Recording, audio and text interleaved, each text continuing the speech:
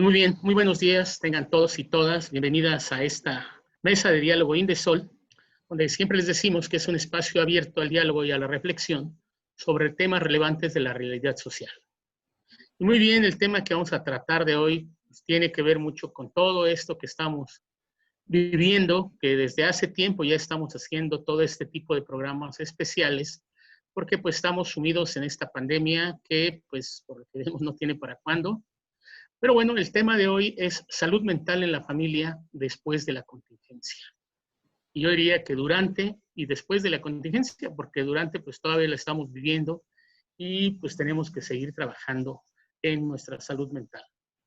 Para ello invitamos un gran invitado. Él es el doctor Israel Cardona García. Él es terapeuta, conferencista, instructor, docente y formador de psicoterapeutas del Centro Interactivo de Capacitación Integral AC. Bienvenido, doctor Israel, buen día.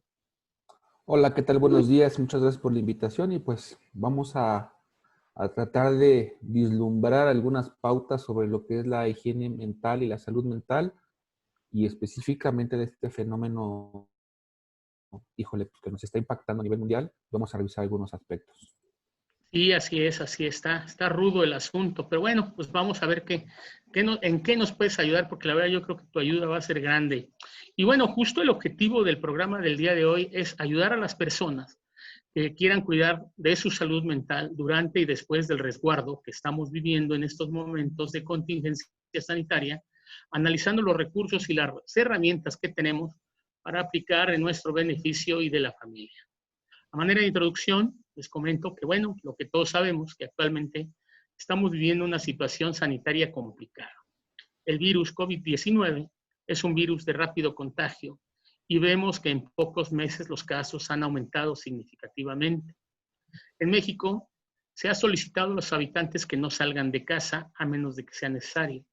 Este aislamiento social, la información excesiva, la ansiedad e histeria familiar y colectiva tienen consecuencias en nuestra salud mental. Cuando hay un evento que pone en riesgo nuestra salud, el aparato psíquico entra en un desequilibrio emocional. Debido a esto, nuestra mente y cuerpo tienen que adaptarse al cambio de rutina y a la convivencia diaria, que no lo habíamos hecho en tiempos tan prolongados, la familia. Y bueno, pues aquí la pregunta es, ¿cómo podemos lograr esta convivencia diaria? Doctor Israel García Cardona, ya les dije, del Centro Interactivo de Capacitación Integral AC, pues él es el que nos va a ayudar, nos va a comentar y pues comencemos. Yo quisiera comentar, doctor Israel, pues empecemos a hablar como para contextualizar qué es la salud mental. ¿A qué nos referimos cuando hablamos de salud mental? Mira, de entrada la salud mental es un estado que las personas podemos mantener o no y que de entrada hay que entender que, como sabemos, la situación de definir salud y enfermedad a veces ha sido un proceso complicado y en la salud mental todavía es más complicado porque en la enfermedad podemos determinar que si algo nos duele o tenemos un padecimiento, un síntoma, pues entonces estamos carentes de salud. Así Esta es es. una de las visiones que se tiene. Y en salud mental, pues definitivamente a veces cuesta mucho trabajo determinar cuándo una persona carece de salud. Creemos que Mental. solamente cuando ha decidido ir con el psicólogo y tiene ya una sintomatología muy severa como no duerme, tiene problemas para poder tener apetito o viceversa, tiene demasiado apetito. Es decir, hay condiciones evidentes de que hay una enfermedad mental. Sin embargo, la salud mental es más o mucho más que la presencia de un síntoma. De entrada, para la OMS es un elemento importantísimo dentro de lo que es la salud, el que mantengamos una salud mental. La buena salud mental hace posible que las personas materialicen su potencial, superen el estrés normal de la vida cotidiana, trabajen de forma productiva y hagan aportaciones a la comunidad. Si te das cuenta, Sergio, hay 4 elementos muy importantes. Así es. Que es hacer que todos mis elementos cognitivos, mis elementos conductuales, sean potencializados a un alto nivel. Y con eso es más probable que encontremos un éxito en nuestras tareas. aunado a un segundo elemento que es superar el estrés normal. Y aquí a lo mejor vamos a empezar a encontrar algunos elementos propios de esta contingencia. Regularmente en nuestra vida cotidiana tenemos factores estresores, el tiempo, las tareas, cargas de trabajo, relaciones interpersonales por sí solas generan estrés. Ajá. La persona que tiene una buena salud mental mantiene una buena superación de estos factores estresantes. Además, en el tercer elemento encontramos que trabajan de una forma productiva. Y el trabajo no me refiero a aquel que es remunerado, sino a que todas nuestras actividades tienden a ser productivas. Sabemos invertir nuestro tiempo, sabemos invertir nuestro esfuerzo, sabemos invertir en nuestras relaciones interpersonales y se vuelven productivas para mí. Y en el cuarto elemento encontramos también para la comunidad. Claro. Estos son 4 elementos muy importantes dentro de la salud mental.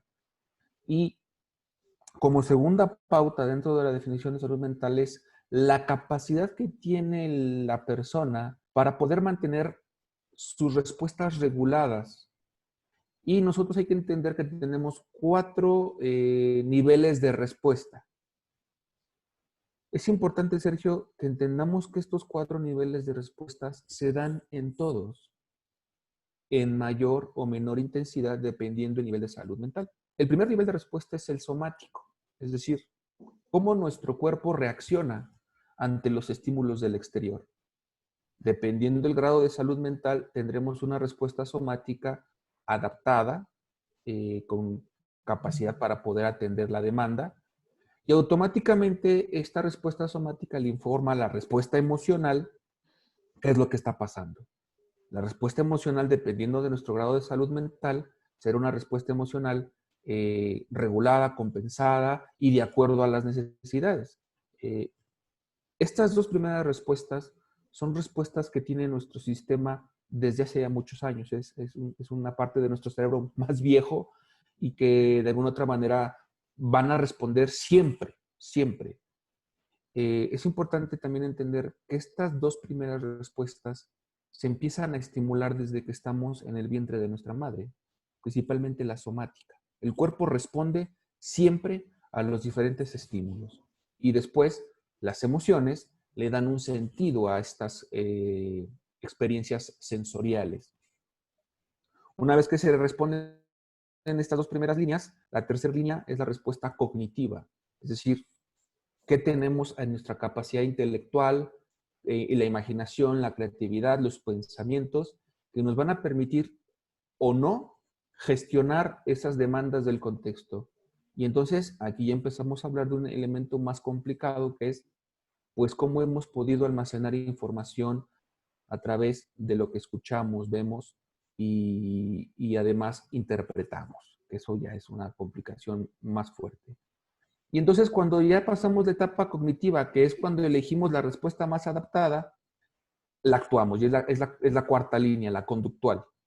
Y Ok. entonces esta cadenita de respuestas van a determinar el grado de salud mental que tengamos.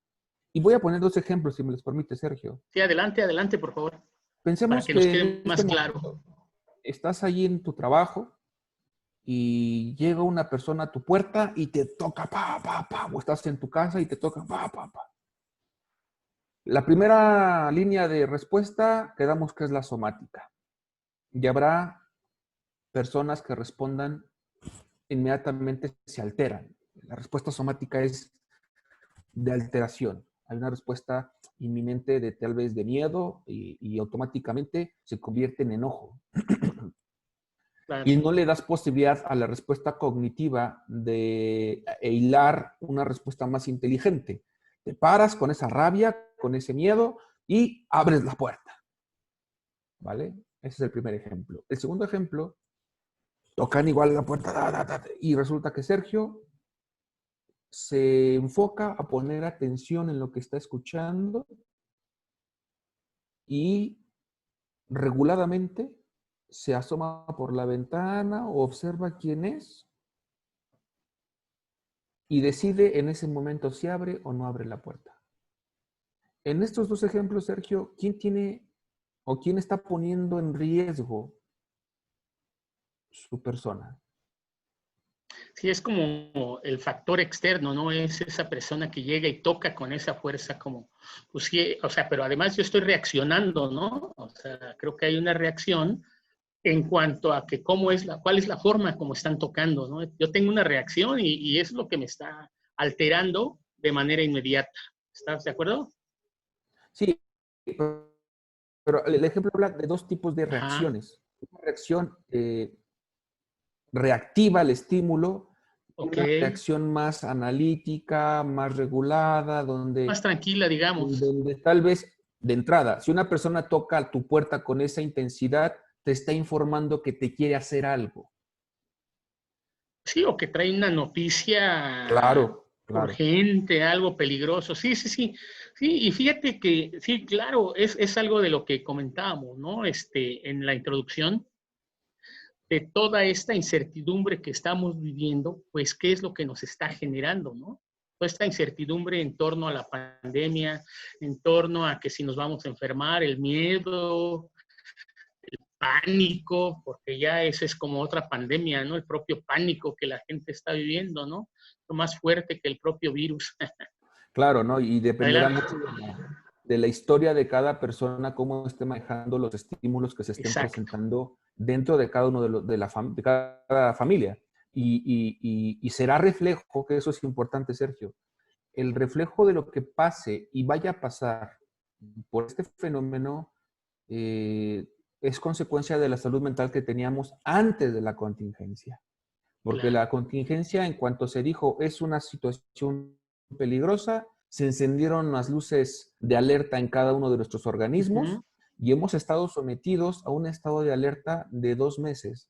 Y estos 2 meses representan una prueba para nuestro sistema mental y está evaluando nuestro grado de salud mental. Por lo tanto, eh, de entrada encontraremos padecimientos propios de nuestras deficiencias en salud mental y habrá otros que en el camino tuvieron pruebas que les obligaron a echar mano de estos 4 tipos de respuesta, de estos 4 niveles de respuesta y hacerlos más resilientes.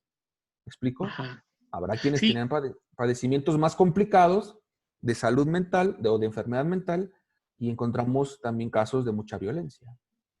claro, que es lo que se está viviendo también. Por ejemplo, ahorita lo que yo te decía, la incertidumbre, la pérdida de control y la ansiedad son emociones y sentimientos normales que la mayoría tenemos frente a esta situación que estamos viviendo.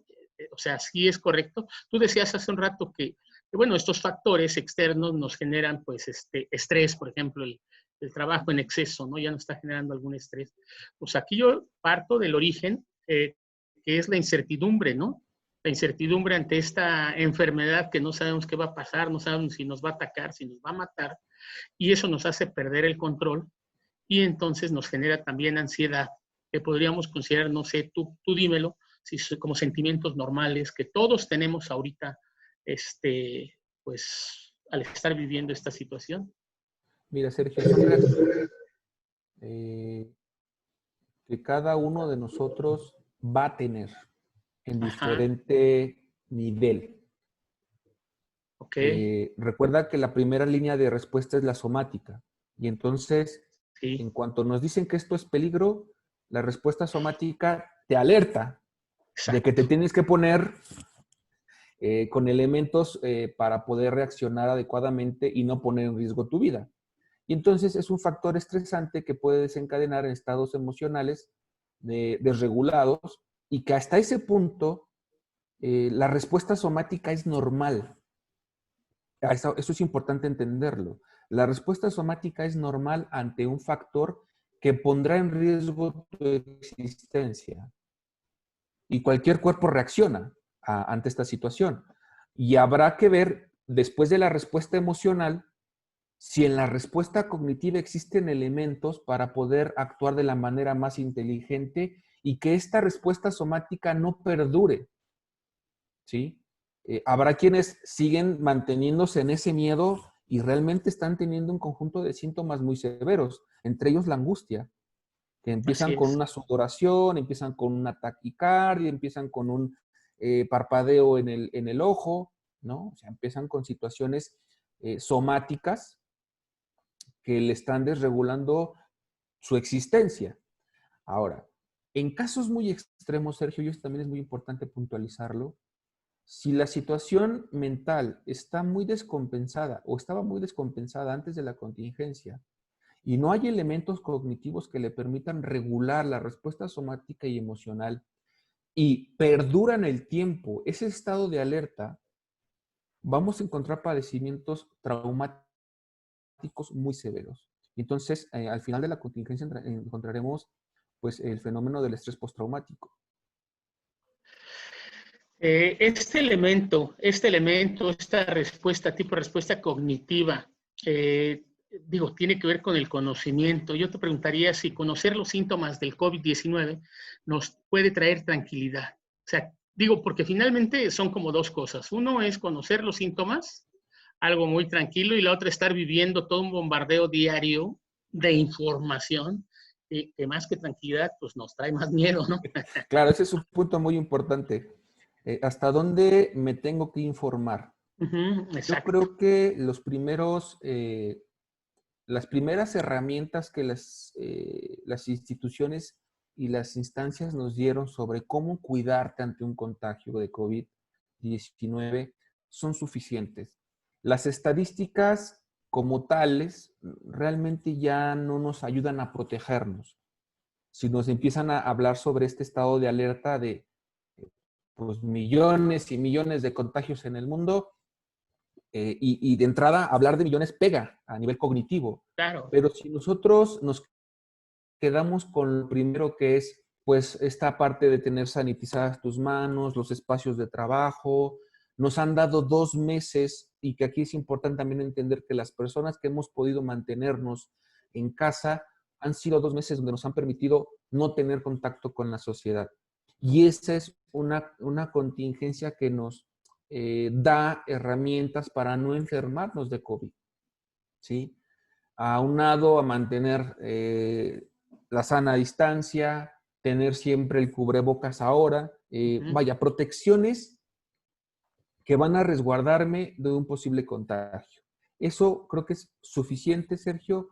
Ya existe demasiada información sobre los contagios y padecimientos que desafortunadamente lo que van a generar en algunos sectores pues es una histeria colectiva que va a Así es. determinar muchas sintomatologías somáticas. Y cuando se presentan sintomatologías somáticas, pues empiezan a desregular muchas condiciones mentales. Eh, los síntomas como tales del COVID, está muy claro que nosotros, dependiendo de nuestro sistema inmune, vamos a tener la posibilidad de tener una reacción lo menos invasiva, y cuando nuestro sistema inmune está muy comprometido, pues será más agresivo el virus. Entonces, sí es importante entender esta lógica porque mucho de nuestro sistema inmune está asociado con una respuesta emocional positiva. Entre mejor sea la condición mental, hay una mayor probabilidad de mantener un sistema inmune elevado. Si nuestra condición mental está deprimida, pues muy probablemente también nuestro sistema inmune esté por debajo y Claro. pues los síntomas serán mayores, ¿no? La parte de que haya personas asintomáticas al COVID habla de un sistema inmune bueno, pero eso no quiere decir que no puedan contagiar a otras personas, pues que tienen un sistema inmune comprometido. Así es. Hablaste algo bien importante que quisiera que retomáramos. Hablaste del sentimiento de soledad como uno de los principales temores cuando estamos en aislamiento. Esto es rudo, esto también nos lleva, como dices tú, a la depresión, ¿no? Ese sentimiento de soledad, ¿no? Como dices, estamos aislados de la sociedad, no vemos a la gente, ya mucha gente ya quiere salir, ¿no? Sí, y el principal, cuando ya hablamos de una situación de salud mental comprometida, es cuando nuestros pensamientos de soledad, aquí ya el sistema cognitivo, la línea de respuesta cognitiva, está invadida por los pensamientos de soledad. Cosas como, ¿y si me muero y no hay nadie? ¿Y si me muero y dónde me van a enterrar? O sea, empiezan a llegar un bombardeo de pensamientos fatalistas asociados a la soledad, porque el sentimiento de soledad o la reacción somática a la soledad pues muchos la estamos padeciendo. Pero aunque Ok, tengamos la respuesta somática de sentirnos solos, no la vinculamos a un pensamiento de soledad. Y eso es un criterio dentro de la salud mental. El creer, el compensar esta soledad real, que Sergio es real, porque estamos aislados, ¿no? Y estamos solos en este momento. Pero esta ok, soledad asociada a nuestra salud mental nos da respuestas mucho más benéficas que negativas. Porque entonces, si perfecto. yo tengo una salud mental apropiada, optaré por aprovechar mi soledad tal vez para escribir, para poder estar con mi familia, para poder crear nuevas cosas, para construir en mi casa, para poder arreglar mi casa, etcétera. Pero cuando está en juego la salud mental, este pensamiento puede ser tan fatal que destroza, Sergio. Y Sí, automáticamente este sentimiento de soledad asociado con pensamientos de soledad y pensamientos fatalistas van a traer de la mano respuestas somáticas mucho más comprometedoras, lo que te decía hace un poco. Llega el pensamiento de soledad, el pensamiento de que voy a morir solo, el pensamiento de que tal vez no salga de esta epidemia, el cuerpo empieza a manifestarlo. Y entonces empezamos a encontrar padecimientos físicos como más fuertes. más fuertes, taquicardia, sudoración, en algunos casos muy severos donde el estrés ya llegó a ser muy elevado por este pensamiento de soledad, pues encontramos algunos tipos de herpes. Creo que hasta, digo, yo he escuchado por ahí, tú dirás, tú eres el experto, hasta el suicidio te puede conducir este sentimiento de soledad, ¿no? Y creo que hay casos ya de suicidios. Sí, en casos muy adversos, donde sí está muy comprometida la salud mental, pues la respuesta ante tanto miedo, ante tanto estrés, pues es eliminarlo de la manera más contundente. La mente no puede tolerar todos esos pensamientos y entonces, pues claro, la persona pues busca quitar todo esto a través del suicidio. Sí, claro, en casos muy extremos. Y en casos extremos de igual de fuertes está el homicidio. eh, eh, Esto que está sucediendo en las familias, el control coercitivo ya es tan severo que la persona del agresor está cometiendo homicidios muy complicados, muy complicados. Y Sí, vaya, claro. las pautas de patología mental en esta epidemia se pueden acelerar demasiado, demasiado, Sergio, demasiado. ¿Cuáles son los síntomas? Los síntomas de esta ansiedad que nos está generando toda esta situación, Israel. Sí, mira, lo más importante hay que entender que la primera respuesta es la somática. Cuando nosotros encontremos situaciones donde nuestro cuerpo está manifestando, por ejemplo, repito, sudoración, taquicardia, respiración acelerada, eh, cambios de temperatura corporal, de repente tenemos frío, de repente tenemos calor, empezamos a lo mejor a tener algunos movimientos motrices involuntarios, ¿sí? Empezamos con pequeños temblores. Esa es la primera respuesta cuando viene un ataque de ansiedad o hay una situación de angustia. Ahora, posteriormente a nivel emocional habrá mucho miedo, mucho miedo. Es un miedo totalmente desbordado, principalmente el miedo. En muy pocos casos encontramos enojo, principalmente es Irracional un... será, perdón, un miedo irracional. Mira, Sergio, en una primera instancia no es irracional, en una No primera es, ok, línea. En una primera línea no es irracional. perfecto, sí. Recordemos que la primera respuesta que tengamos ante lo que vemos y escuchamos y sentimos no es irracional en ningún momento. Ok, Se vuelve irracional cuando cognitivamente le damos lógica a esa reacción. Por ejemplo, si mi miedo es a que me contagie, pero automáticamente la respuesta cognitiva es sí, me voy a contagiar. Y de seguro me voy a contagiar porque el señor que tosió cuando pasó por mi casa, ahí me dejó el virus y yo agarré la puerta. Y entonces empezamos a asociar el miedo con respuestas cognitivas y le damos sentido. Y eso es cuando viene el ataque más severo de angustia o de ansiedad, sí. cuando nuestra respuesta cognitiva ya le dio lógica a este miedo. Y eso pues habla de la descompensación en salud mental. Cuando una respuesta cognitiva es, sí tengo miedo, pero, y empiezo ahí las respuestas más lógicas. Tengo mi gel, me lavo las manos, tengo mi trapo, mi jerga o el utensilio que estoy con cloro y estoy limpiando constantemente. Es decir, lo cognitivo lo llevo a darle un sentido a mi miedo y además hago algo para conciliar la tranquilidad. Sí, Sí, te entiendo. Fíjate que el otro día, bueno, ya tiene tiempo al inicio de todo esto, estamos hablando, yo creo que en marzo, todavía yo acudí a la oficina y tenía que utilizar el metro y voy pasando por cierto lugar de los carriles del metro, no dentro del metro todavía, dentro del paradero, y voy caminando por ahí justo para entrar al metro y un tipo casi estornuda en mi cara y créeme que me generó pavor, ¿eh? Yo dije, ay, o sea, ¿cómo es posible? Ni siquiera se tapa. Y me generó un miedo que me fue acompañando hasta que llegué a la oficina, ya de algún momento se disipó, pero realmente me duró 40 minutos el por qué estornudo en mi cara, el por qué, o sea, me va a contaminar, o sea, de verdad, ¿eh? Creo que te entiendo lo que me estás diciendo muy, muy, muy bien.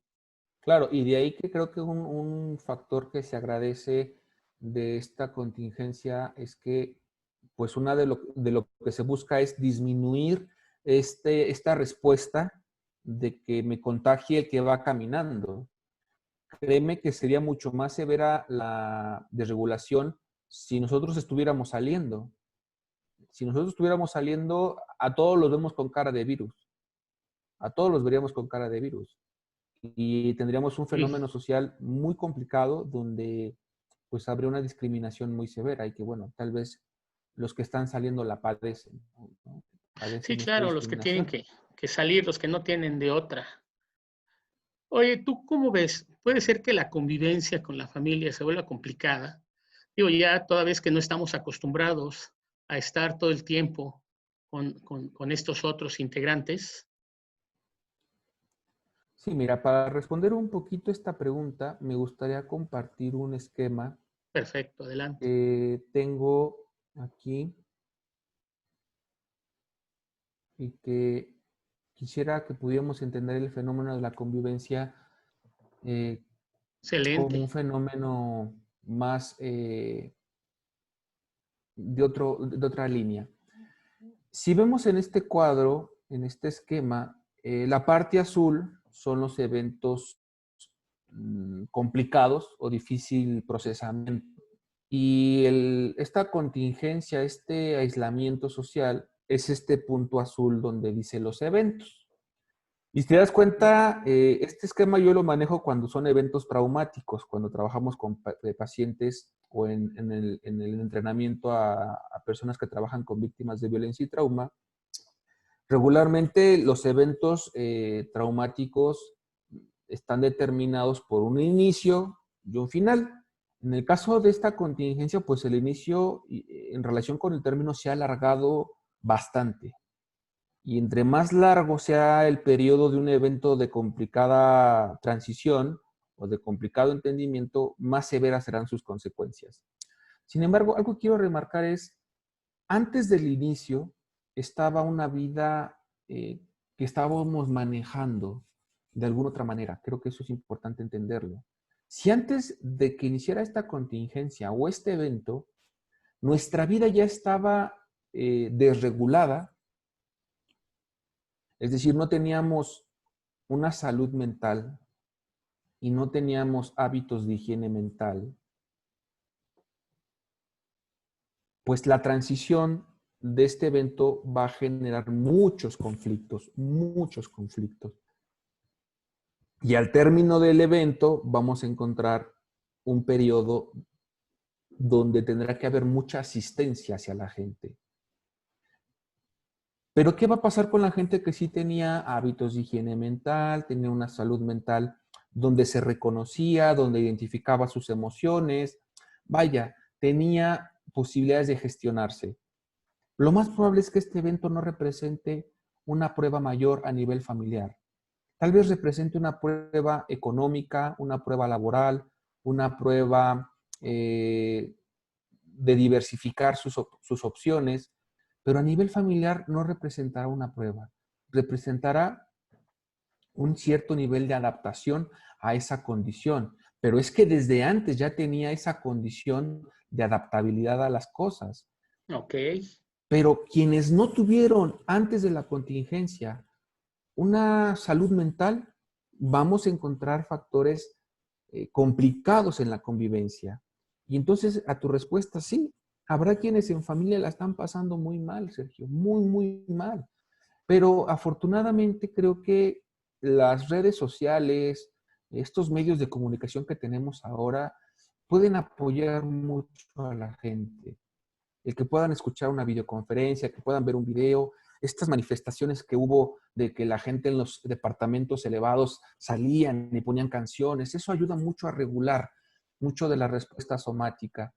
Y hay que entender eso, que cuando nosotros entrenamos a nuestro cuerpo a responder armoniosamente a lo que está pasando o tratar de que nuestra respuesta somática sea lo menos descompuesta, automáticamente nos permitirá atender la demanda de lo que está pasando.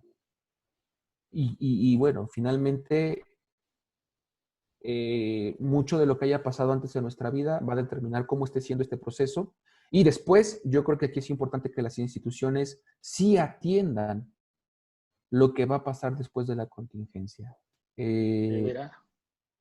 He hecho una investigación muy breve, muy corta, donde me di a la tarea de formular una serie de preguntas y se han graficado. Llevamos alrededor de 300 personas que han participado y un 70% manifiestan que han tenido la oportunidad de cambiar muchas cosas de su vida y que estas cosas que han cambiado aún no determinan cómo van a afectar su vida después, pero de que han cambiado, las cosas han cambiado. Pero ¿cómo lo Y dijiste? ¿Han tenido la oportunidad? han Digo, tenido, porque es distinto, ¿no? Verlo como oportunidad, creo que lo decías al principio también, o verlo como algo malo, ¿no? O sea, yo creo que eso es parte de esa salud mental que estamos hablando. Si tú lo ves, o muchos lo vemos como oportunidad de cambio, excelente, creo que podemos salir en esta gráfica que nos estás mostrando como bien librados, ¿no? De todo este asunto, porque pues vimos la oportunidad de cambio, pero habrá otros que no, que estén sumidos pues todavía en el miedo, en la angustia, en el estrés. claro, Y, aún a pesar de todo, si te das cuenta, en la línea de abajo hay desarrollo. ajá, Aún a pesar de todo esto hay desarrollo. No te ándale, vas a ándale. estancar. Claro, después hay otro círculo azul más pequeño Sí, que posiblemente en estos casos vamos a hablar de una revictimización. Cuando hubo una circunstancia complicada en el evento, una violencia familiar, un abuso sexual, una situación muy adversa, vamos a encontrar una revictimización posterior. Y que esto va a aumentar mucho, Sergio, esto hay que tenerlo muy, muy claro. La tasa de situaciones complicadas en las familias se potencializó, ¿sí? Pero es importante que la asistencia que ocurra después de esta contingencia aparezca de la manera más severa. Y esto me refiero que el papel de trabajadores sociales, psicólogos, médicos, enfermeros va a seguir siendo muy importante porque y fundamental. va a necesitar el apoyo. Ya a veces sea solo a nivel psicoeducativo o habrá necesidad de una intervención mayor. Entonces sí hay que tener claro que las formas ahora son muchas y hay que aprovecharlas. Hablaste de algo importante, la violencia, inclusive sexual. Hablaste, ¿cómo podemos detectar que algo está sucediendo, por ejemplo, con los niños? Hay como tres partes, pues. Digo, la convivencia con los niños, que pues es complicada. El niño difícilmente lo puedes tener encerrado tanto tiempo. Hay personas, por ejemplo, con características personales como la edad o padecimientos de enfermedades crónicas o inmunodeficientes, quizá personas con discapacidad o adolescentes, que también es difícil. Quisiera tocar estos tres, pero en primer lugar te preguntaría, ¿cómo podemos detectar que algo está sucediendo con nuestros niños? Sí, mira, afortunadamente los niños están en formación, afortunada y desafortunadamente. Si nosotros vemos que los niños, este cuadro de niveles de respuesta, están formando apenas muchas de sus respuestas somáticas y emocionales. Cognitivamente tienen pocos elementos verbales para poder expresar lo que están pasando. Eso lo vuelve un poco más complicado. Ajá. Y hay que estar muy atentos a sus respuestas somáticas. Es decir, si nosotros vemos que un niño empieza con posturas corporales como encorvamiento, empieza a caminar chueco, empieza a tener esta pisada con... muchos niños no empiezan a pisar los zapatos cuando caminan, lo que llamamos en México chanclear, ¿no? Empiezan a arrastrar los pies. Cuando no lo hacían antes de la contingencia, pues entonces sí está pasando algo con el niño, Señales. con la niña, ¿no? O sea, es muy Señales, evidente claro. la respuesta corporal en sus mensajes. No lo van a saber verbalizar, porque si tú le preguntas, oye, ¿por qué estás chancleando tus pies? No lo sé. Claro, no hay un elemento cognitivo que pueda ser asociado con la respuesta somática y la respuesta emocional. A lo mejor lo único que vamos a encontrar es que empiece a llorar. Empiece a llorar porque no sabe qué es lo que está pasando con ella. Eso es muy importante, que pongamos atención a esas pequeñas respuestas corporales, a esas condiciones corporales que se están manifestando. Pero es importante entenderlo que no las hacía, sino que las Sí, así empezó a es. hacer durante esta contingencia. Si las venía haciendo, vaya, pues entonces había otras condiciones desde antes, ¿no? Ya desde antes, claro. Y lo que hay que atender en ambos casos es acercarnos. Sugerencia muy rápida es empezar, si somos los cuidadores directos, papá o mamá, empezar a acercarnos físicamente con respeto. Es decir, empezar a ir tocando sus manos, sobar sus pies, y entonces la respuesta somática empieza a decreyendo, ¿sale? Empieza a hacer este bajón de respuesta de hiperalerta, y entonces empezamos a regular respuesta somática. Con los niños es muy amable la forma de empezar a trabajar esto, pero a veces es muy complicado detectarlo. Hay que estar viendo la respuesta de su cuerpo. En el caso de los adolescentes, ahí encontramos un poco de lo de los niños y un poco de la respuesta de los adultos. Si bien es cierto, es una etapa en donde ellos están padeciendo este aislamiento social, pero sí quiero puntualizar que ellos son los más adaptados porque ellos manejan estos medios, las redes sociales. Ok. Entonces ellos sí tienen una fuga o sí pueden permitirse fugar porque sí han aprendido a comunicarse por estos medios. Los que ya no somos tan jóvenes, al principio sí era como que todas mis relaciones laborales van a ser por este medio. Pero para los más jóvenes o los adolescentes, la situación más crítica es la situación de poder no tener una buena comunicación con los cuidadores, en donde no puedan ellos platicar, no puedan fluir, no puedan sentirse cómodos, no se les respete su espacio. Y lo que vamos a encontrar es, dentro del aislamiento, un aislamiento mayor. No quieran compartir, no quieran estar con la familia, no quieran comer con la familia, quieren estar todo el tiempo en las redes sociales, y cuando se les intenta hacer partícipes encontramos mucho enojo, mucha ira, reclamos. Sin embargo, una forma de poder regular con los adolescentes es sentarse a platicar frente a frente. Sí, perdón, nada más, digo, no te interrumpo, pero hablabas justamente hace rato de la oportunidad de cambio, de desarrollo, y quizá este aislamiento social puede ser una oportunidad para conectar con los hijos adolescentes. ¿Cómo ves? Que justo es lo que estás como sugiriendo, ¿no? Sentarse a platicar y llegar a un conocimiento mayor de ellos, ¿no? De su vida, de sus sueños, de todo lo que traen en la cabeza, ¿no? En la mente. Sí, algo importante es esto también es que hay que hacer sentir a los adolescentes que valen. Si tú vas a, por ejemplo, a pintar, no le pongas a pintar, pónganse a pintar. Si tú vas a cambiar un Claro. mueble, no lo pongas a cambiarlo, cámbienlo juntos, porque probablemente el adolescente no sepa hacerlo. Y si le vas a llamar la atención después de que lo ha hecho porque lo hizo mal o como no querías, pues lejos de encontrar un proceso agradable, donde remodelas tu casa, vas a encontrar fricción. Entonces, hay que acompañar a los adolescentes ahora más, y más que los tiene cerca. Entonces, sí implica para el adulto cuidador un esfuerzo basado en una palabra hermosa, que tú yo creo que la conoces bien, Sergio, Ajá. en el amor. Ok. En el amor. La prueba más severa que estamos teniendo en las familias es el amor.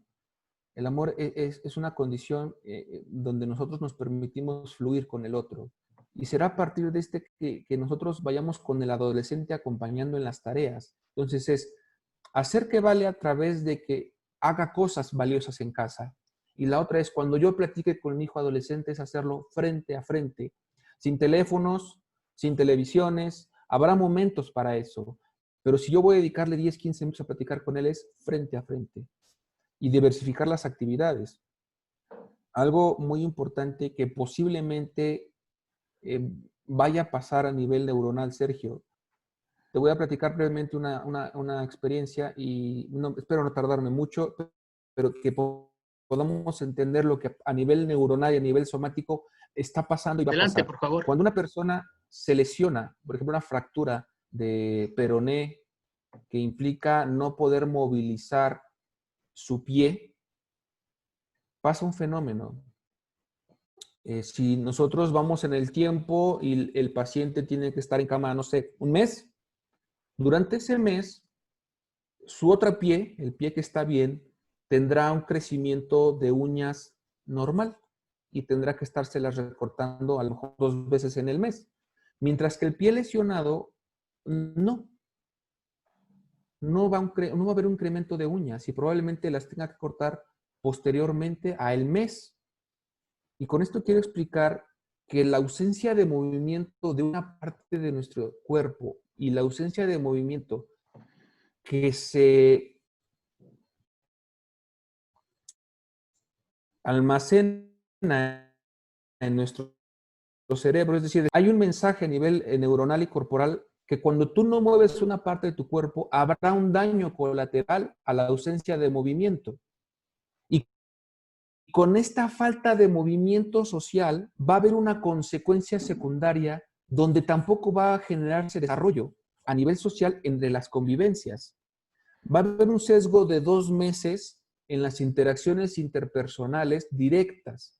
Los que estuvimos aislados realmente los 2 meses, va a ser todavía más marcada esta consecuencia secundaria. Evidentemente, por el momento, todavía no vamos a ver dónde va a haber ese sesgo, pero será importante que las personas que puedan empezar a analizar dónde va a estar mi daño colateral por la ausencia de movimiento social. Puede ser a nivel cognitivo, puede ser a nivel somático, puede ser a nivel emocional. Ya lo estaremos viendo en septiembre, lo más probable. Ok, y bueno, nos quedamos en las personas que tienen mayor riesgo, decía yo, personal como la edad o padecimientos de enfermedades crónicas, personas pues de edad adulta que pues también ahorita están confinadas, ¿no? Digo, yo conozco gente que salía a caminar, salía a correr, a hacer ejercicio y que pues, actualmente no lo puede hacer. También es otra dificultad para ellos dentro de la familia, por supuesto, que es el tema que estamos tratando del día de hoy. Pues, estas personas, digo, ya nos hablaste de los niños, adolescentes, también estas personas adultas mayores, pues también tienen pues broncas, ¿no? Claro, algo importante, Sergio, es que probablemente las personas que tengan algún padecimiento crónico y que han vivido ya 10, 15 años con el padecimiento crónico, posiblemente tengan una mayor capacidad de adaptabilidad a las limitaciones, porque probablemente ya no puedan comer desde hace algún tiempo algunas cosas, no pueden hacer algunas actividades desde hace algún tiempo. Y entonces la respuesta de restricción la conocen más que muchos de nosotros que estamos acostumbrados a salir.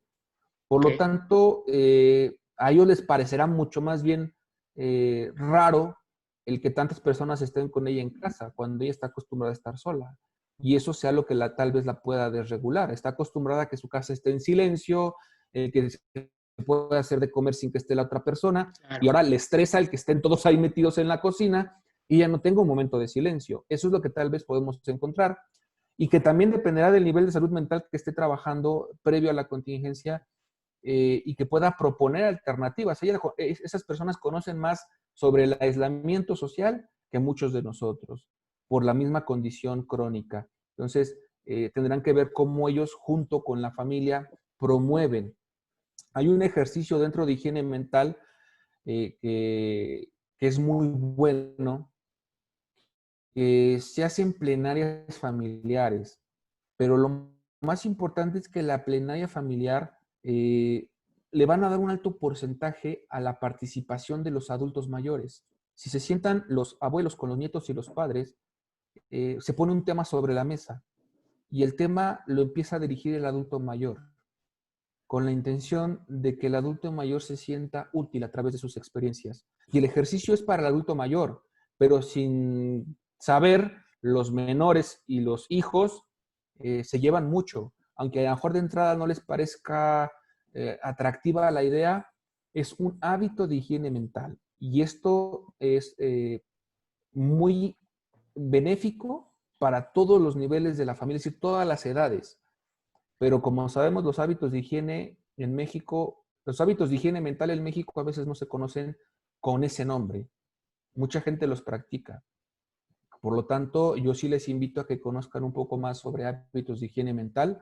Uno de ellos es esto, hacer una plenaria, un tema, y el adulto mayor es el que tenga la mayor participación. 10, 15 minutos y cerrar la actividad. Con el paso del tiempo, si esta actividad se hace cotidianamente, para los menores va a ser un evento importantísimo para toda su vida, porque el abuelo se sentaba a platicar de sus experiencias y se las va a llevar aquí, donde más nos sirven, a nivel cognitivo, ¿vale?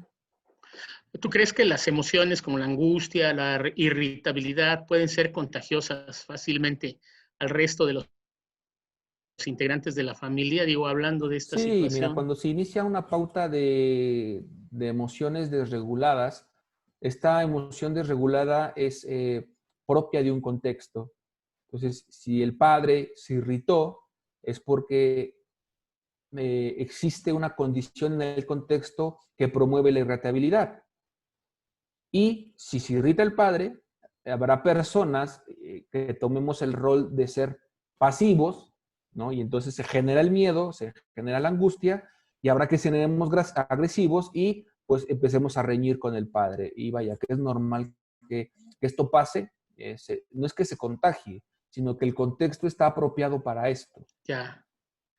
Ok, pues mira, ya para ir cerrando, hablabas de hacer, por ejemplo, este ejercicio de la plenaria. Eso significa que si nuestro cerebro, cuando hace una actividad que requiere nuestra atención, deja de tener pensamientos intrusivos, de preocupación, de ansiedad, de angustia. Claro, algo muy importante es que si nosotros mantenemos a nuestro cerebro ocupado con actividades diversificadas, Sergio, no solo una, diversificar el juego, diversificar la intelectualidad, diversificar la imaginación, diversificar la creatividad, automáticamente nuestro cerebro se ocupa de esas tareas. Y estamos promoviendo algo muy importante que en esta contingencia es valiosísimo, que se llama plasticidad neuronal. Cuando nosotros diversificamos nuestras actividades, promovemos que nuestras neuronas encuentren nuevas conexiones neuronales y posiblemente lo que es un conflicto hace un mes, hoy es una solución y es un estilo de vida. Pero si nosotros no diversificamos nuestras actividades, lo que era un conflicto hace un mes, ahora es una guerra civil en la casa. Está peor. Sí, claro. Pues muy bien, mira, viene como las preguntas del millón de dólares, ¿no? ¿Cómo hacer para promovernos una buena salud mental y el equilibrio emocional a nivel familiar? O sea, ¿qué otras, digo, aparte de las que has mencionado, claro, pero como qué otras herramientas, digamos, y recursos tendríamos, pues para promovernos esta buena salud mental, ¿no? Buena, que quede claro. Mira, hay un concepto que mencioné hace un rato que es los hábitos de higiene mental, que son un Ajá, conjunto de acciones cotidianas que fomentan la regulación biopsicosocial de las personas, es decir, van de cierta manera dándole sentido a nuestra respuesta biológica, psicológica y social. Iniciar estos hábitos pueden dificultar algunos procesos cotidianos, ya que en la historia de cada individuo existían patrones incompatibles que les hacen sentir incómodos, fuera de sí, absurdo y carente de sentido. Esto quiere decir, Sergio, que muchos hábitos que tenemos que incorporar a nuestra vida pueden ser incongruentes con mi estilo de vida familiar. Sin embargo, incorporarlos nos va a ayudar a generar esta regulación que estamos buscando en esta contingencia. Estos hábitos de higiene mental son como los hábitos de higiene personal. Si tú no te lavases los dientes durante un mes, probablemente desarrollarías caries y una situación muy complicada de salud bucal. Pues lo mismo pasa con la salud mental y con los hábitos de higiene mental. Si tú durante 3 años no le has hablado a tu padre o durante los 2 meses de la contingencia evitaste a tu madre, exactamente va a pasar lo mismo. Solo que, como decíamos al principio, la salud mental no se ve hasta que hay un padecimiento, un síntoma muy severo, pero se empiezan a manejar patrones durante todo el tiempo. Y la importancia de esta conversación, Sergio, es que le demos el peso a la higiene mental. Voy a mencionar algunos ejemplos y hábitos que podemos hacer, pues yo creo que sin problema, ahora que tenemos tiempo. Sí, El adelante. primero de ellos es ayudar a la respuesta somática. Yo les sugiero mucho a las personas que están en esta contingencia es que durante 5 veces al día tomen un vaso de agua, mínimamente, cada 3 horas o 4 horas. Pero además de tomar el vaso con agua, hagan 5 respiraciones profundas. Esto ayuda a que nuestra respuesta somática tenga una disminución y podamos regular la respuesta emocional.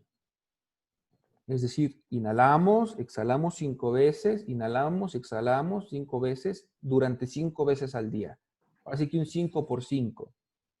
Ese es un primer elemento. Ayudar un poquito a nuestro ritmo cardíaco, que también es una respuesta somática. Me preguntabas hace rato cómo nosotros nos damos cuenta que tenemos una situación angustiosa, porque nuestro ritmo cardíaco se acelera. Si nosotros de manera consciente hacemos que nuestro ritmo cardíaco suba y baje, automáticamente ante la respuesta de miedo, el que nuestro corazón lata no nos va a generar angustia, porque es una respuesta que nosotros podemos regular con la respiración.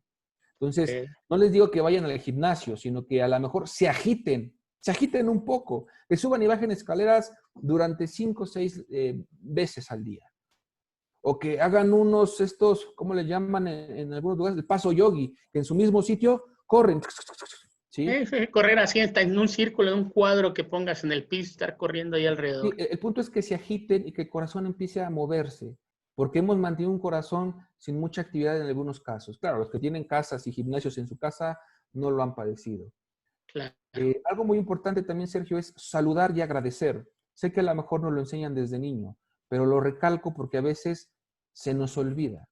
Saludar y agradecer. Y el saludo es, primero, con la persona más importante de nuestra vida, que es uno mismo. En cuanto te levantes y vayas al sanitario, vas a ir al espejo y te vas a decir, buenos días. Y lo más importante es que te vas a sonreír. Vas a sonreírte a ti mismo. A la persona que más ves durante tu vida es a ti mismo. Por lo tanto, es a la persona que más le confías. Y si por lo menos durante un periodo tú lo ves sonreír todas las mañanas, es mucho más probable que le sonrías a la vida.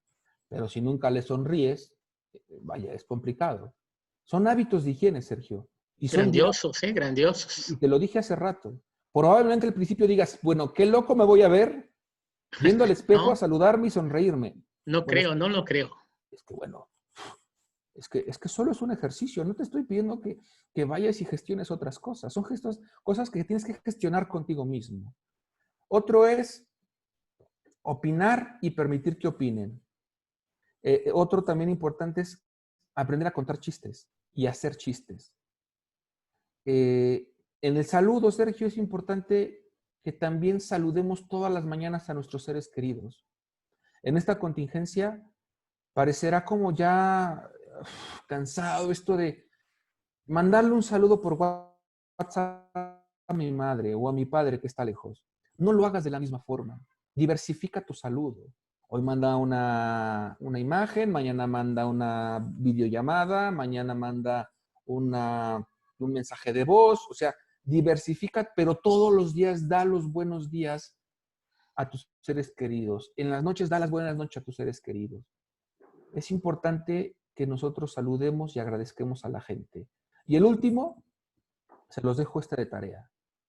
Hacer una lista de lo importante y de lo urgente.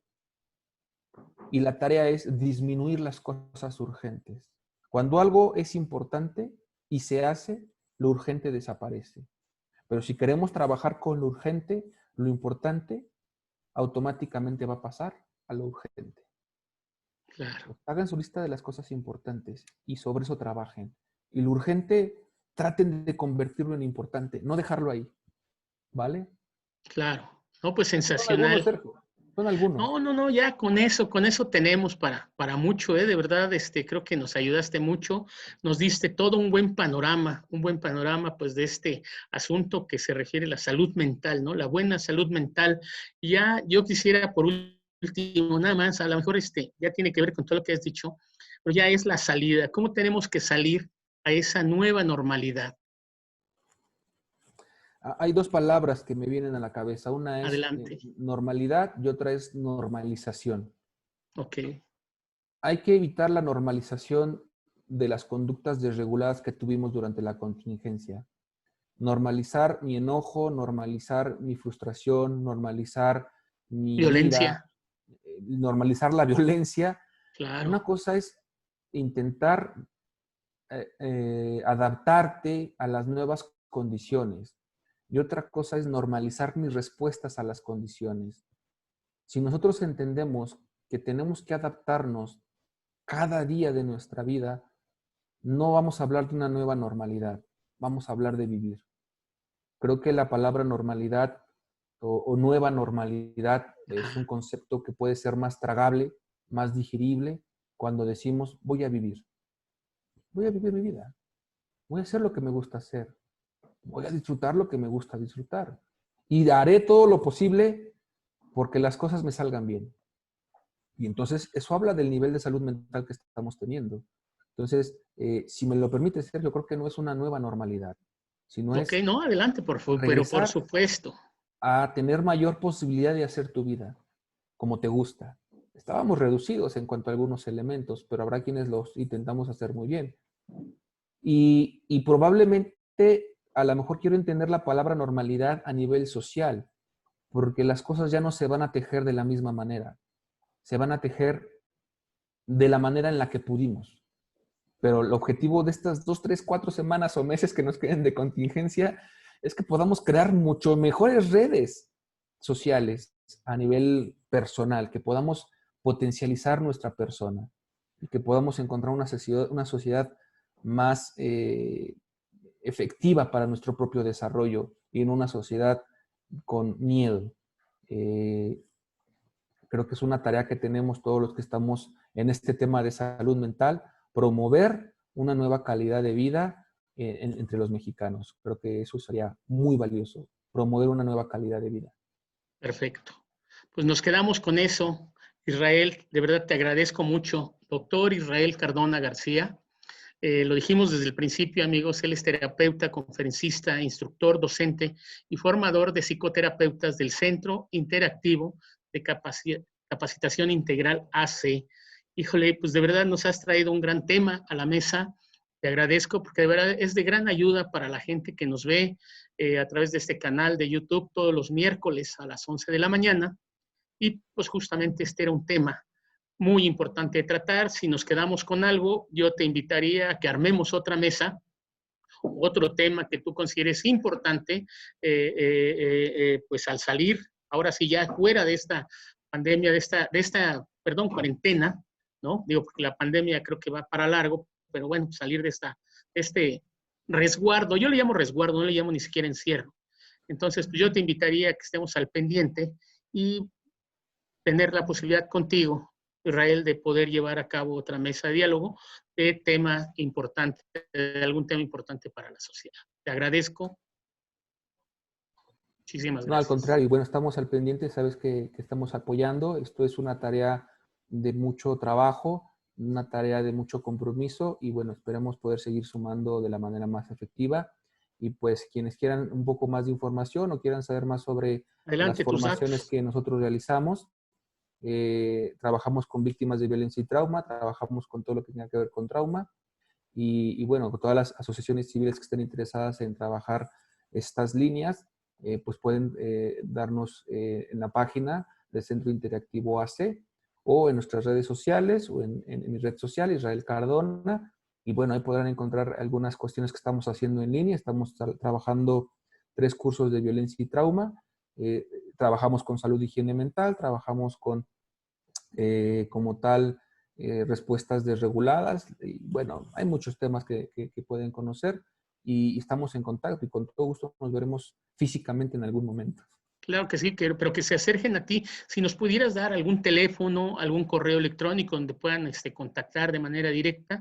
Claro que Digo, sí. aparte de las redes, yo te busqué en Facebook, sé que estás por ahí, pero sí sería importante tener tu número telefónico, tu correo, para que la gente que nos está viendo pues se acerque de manera pues, más segura e inmediata, ¿no? Claro, de igual forma, un tema importante es si ustedes reconocen o conocen a alguna persona que está en crisis, que se atienda virtualmente. Hay opciones. Pueden llamarme, les Analizar. puedo dar la atención actual en casos de crisis o estamos trabajando también, Sergio, ya con las familias que están preparando su regreso, que están preparando algunas cosas y quieren como ir afinando detalles. No esperemos la crisis.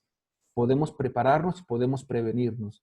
Mi Claro. teléfono es 55 35 38 5601 y el correo electrónico es info@centrointeractivoac.com.mx. Nos pueden mandar un mensaje o hacer la llamada.